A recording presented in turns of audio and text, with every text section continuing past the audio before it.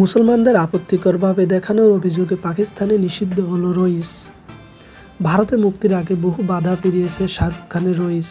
মুক্তির পর বক্স অফিসে এখনও পর্যন্ত ভালো রেজাল্ট। এরপর পড়শি দেশে মুক্তির অপেক্ষা।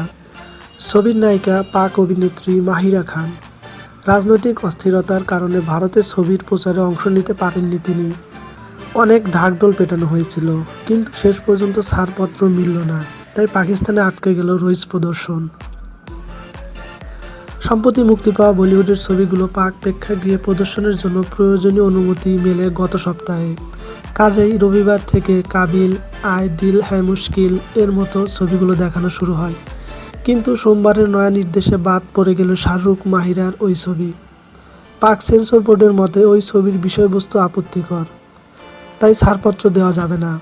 নয়া নির্দেশে যথেষ্ট ক্ষুব্ধ রইসের পরিচালক রাহুল ঢোলাকিয়া। টুইট করে তিনি জানিয়েছেন, পাকিস্তানে রইস নিষিদ্ধ। পাক সংবাদ মাধ্যম সূত্রে খবর, ছবির বিষয়বস্তু নিয়েই আপত্তি তুলেছে সেন্সর বোর্ড। ছবিতে নাকি মুসলমানদের নেতিবাচক দিক তুলে ধরা হয়েছে। ওই ধর্মীয় গোষ্ঠীকে অসম্মান করা হয়েছে, তাদের অপরাধী ও সন্ত্রাসবাদী হিসেবে দেখানো হয়েছে। এর প্রেক্ষিতে রাহুল ঘনিষ্ঠ মহলে জানিয়েছেন, পাক বোর্ডের এই হেন সিদ্ধান্তে তার কিছু বলার নেই। রইস বিশ্বজুড়ে সাড়া ফেলেছে, সেখানে পাকিস্তানের এমন সিদ্ধান্ত তাকে হতাশ করেছে। উরি হামলার পরে ভারত পাক সম্পর্ক সম্প্রতি প্রায় তলানিতে চলে যায়।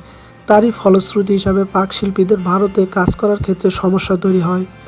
রইসের প্রচারে যেমন মাহিরা আসতে পারেননি, তবে ভিডিও কনফারেন্সের মাধ্যমে তিনি টিম রইসের প্রচারে জুড়ে গিয়েছিলেন।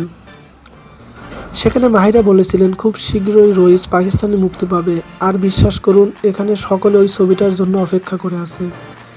সেদিনে সেই সাংবাদিক বৈঠকে ছিলেন শাহরুখ, নওয়াজ উদ্দিন সিদ্দিকী এবং ছবির প্রযোজক রিতেশ সিধওয়ানি।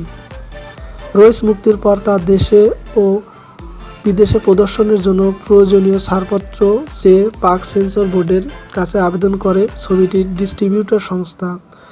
ওই ডিস্ট্রিবিউটর সংস্থার তরফে জানানো হয়েছে, সেন্সর বোর্ডের কাছ থেকে আনুষ্ঠানিক কোনো বার্তা তাদের কাছে আসেনি।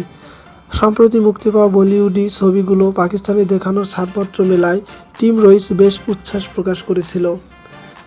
সকলে আশায় ছিলেন রইসও দেখানো হবে, কিন্তু সব আশায় জল ঢেলে দিয়েছে পাক সেন্সর বোর্ড।